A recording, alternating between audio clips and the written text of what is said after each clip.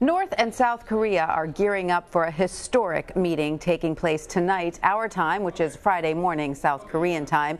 Kim Jong Un will cross the border into the South for a high-stakes summit with South Korean President Moon Jae-In. They're expected to focus on Pyongyang's nuclear weapons program, and they could possibly formally declare an end to the Korean War.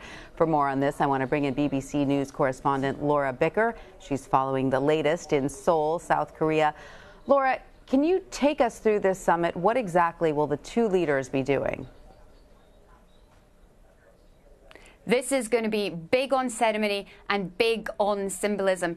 Kim Jong-un will step across the military demarcation line. Now, that's a line of concrete blocks that formally marks the border between North and South Korea. When he steps over that line, he will become the first North Korean leader to officially set foot on South Korean soil. The two leaders will then walk together to the Peace House for talks.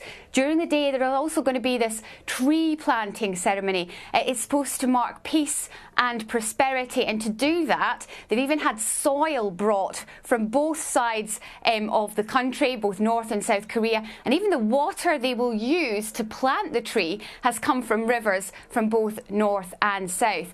But when you talk about all this symbolism, behind it all is the key agenda to try to get Kim Jong-un to give up his nuclear weapons.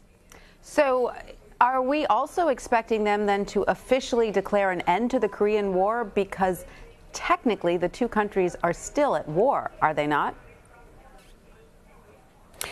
Yes, the Korean War ended in 1953 with the signing of an armistice, not a peace treaty. Now, when it comes to the prospect of a peace treaty, we're not expecting that in the next 24, 48 hours.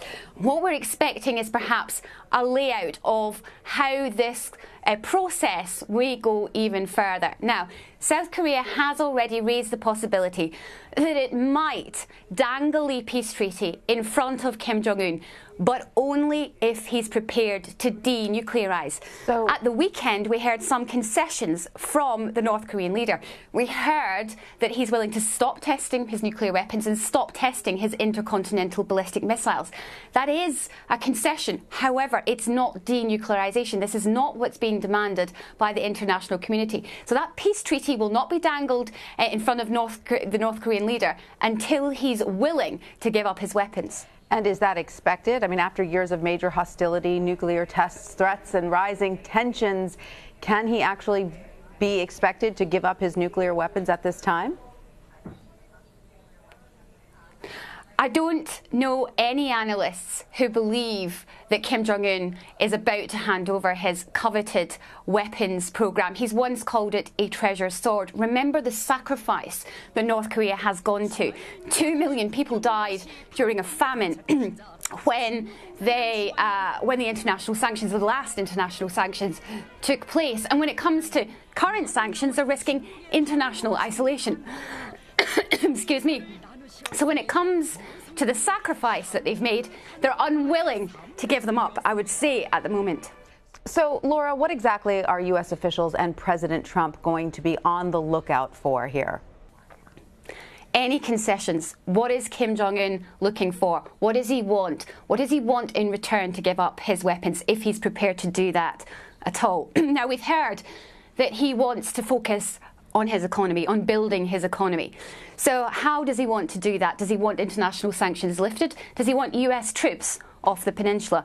All of these things will be what President Trump is looking for, because then he knows exactly what he needs to lay down when he has his own meeting in late May or early June. All right, Laura Bicker in Seoul, South Korea. Thank you.